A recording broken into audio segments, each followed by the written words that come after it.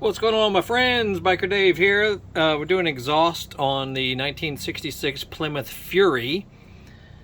And, instead of taking it to a specialty shop, we know how expensive that can be to do custom exhaust for an older car, a classic car. They usually see dollar signs when you come driving in on a good classic car. So, we jumped on Amazon, and there are some really good universal exhaust systems out there. Like this is a stainless, and we're doing, you see the mufflers up there, those are Flowmaster mufflers. I'll put links down below for all this where you can get it on Amazon. And the good thing is, this is universal stuff, so it can be modified to fit tons of different cars, trucks, and whatnot. The good thing is, notice it comes in sections basically, and they can be joined together here. So that's pretty awesome. Makes it easy to, just to section it all together how you want. And when you're dealing with, exhaust systems, first you have to remove your existing exhaust. So you'll need a good cut saw like this, or electric hacksaw. Make sure you wear, good thick gloves, eye protection, that sort of thing, because it's going to be, it's going to be a little messy. But I just want to show you this particular setup, and it's quite easy to do. You just need, certain supplies and things. So let's take a look. The good thing about it, see, it comes to you in various sections of straight pipe and 90-degree curves, 45-degree curves. But notice how it can be put together, and then you'll just put your nice firm clamp on this setup here, and it will hold it nice and tight. It won't leak. It's just very solid. And if you saw my previous video, those particular exhaust clamps just work fantastic on on holding these joints together.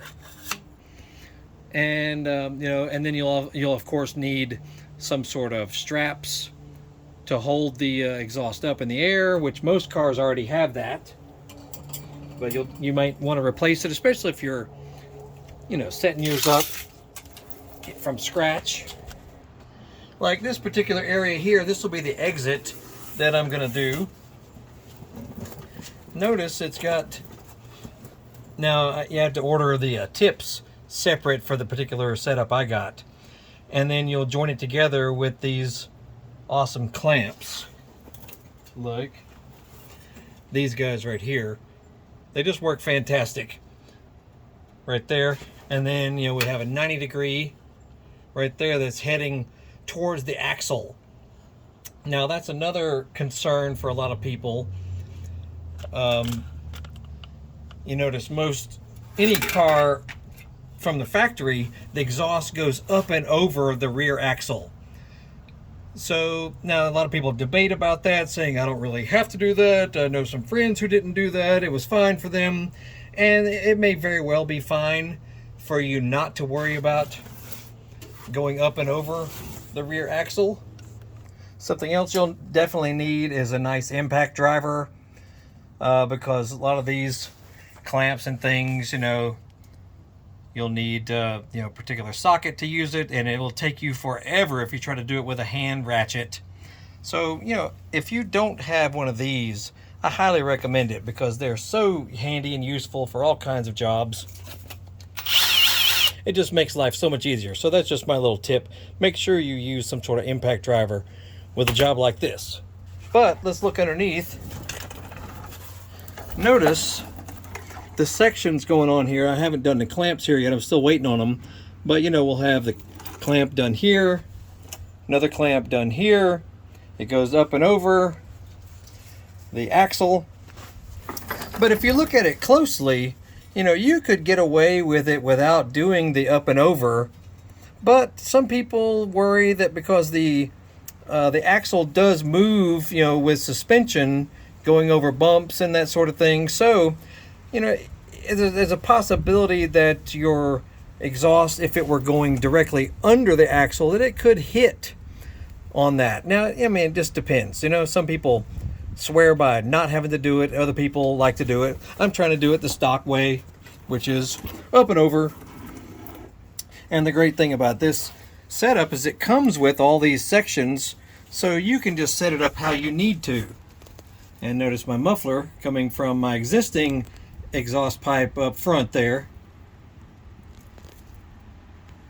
Very, very easy, you know. It's just, and also make sure you're using jack stands like this so that you can mock everything up, so you can get a look at everything, you know, before you put the clamps together and all that. You know, you want it to look how you expect it to look, and if you don't support it in some way, the stuff will be falling down all over the place, and it's just hard to keep it level and whatnot. So make sure you have a good set of jack stands like this for holding everything up. You notice, like this too. It's just the easiest way to hold the exhaust steady while you're either deciding on how you want it to go. Do you want it to go out the back, or you want it to go out the side? You want it to go out the corner? You know, little things like that. Jack stands make this life a whole bunch easier. So, I just wanted to show you all that real quick. Very easy setup to use, and it comes with long straight sections as well, which I am not really needing for my setup. But the kit I got comes with some very long, I believe 5-foot sections of long tubing like this. So that's pretty awesome, and you can cut it if you need to. This particular set is quite durable, and it was not easy to cut through with my electric Sawzall that I got there. And what else? And if you're doing a muffler in the rear section, like some cars will have just a muffler going across this rear, you know, at an angle, at a 90-degree angle. And if you're doing that, then you'll need something like this to connect it, which I'm not using, but you know, it just comes with a lot of different options so that you can do it how you want to do it. And if you look at it from the side, it's the driver's side here. Notice here's the existing exhaust I had,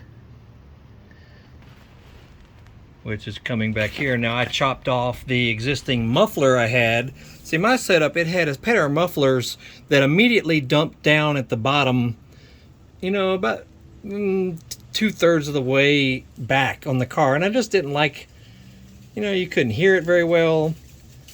I just didn't like it. So I chopped mine off right there, which I haven't quite finished joining it all back together. But just notice how using jack stands to hold everything in place while you decide on everything, and you can rotate, you know, these rear angled pipes here, you can rotate them so that they go up and over, and maybe they need to avoid the pumpkin or something like that. You know, it's just very handy. And then you can clamp it all together, and it should be a nice, you know, snug finished fit. So yeah. And the good thing is, you know, you can buy these in various diameters. So if you only want, you know, 2-inch or 2 1/4 or 2 1/2, even up to 3-inch diameter, you can order that. You know, just however you want it, is, you know, however you can do it. So that's pretty cool. But yeah, just look at, see the joints right there. Those joints are fantastic. The clamps, you know, how they join all this together. And I'm almost finished, but I was just mocking everything up, and actually cranked it up last night just to see how it sounded. You know, sounds really good. So anywho, we're almost finished. You know, we've still got a few details to do in the engine compartment and inside the cabin, doing a few details, but we've already done all kinds of stuff. So check out our channel. You'll see a thumbnail pop up for this 66 Plymouth Fury. Other things we've been doing, you know, relating to this car and other cars, dirt bikes, street bikes, motorcycles, Harleys, scooters, stuff around the house, all kinds of cool stuff.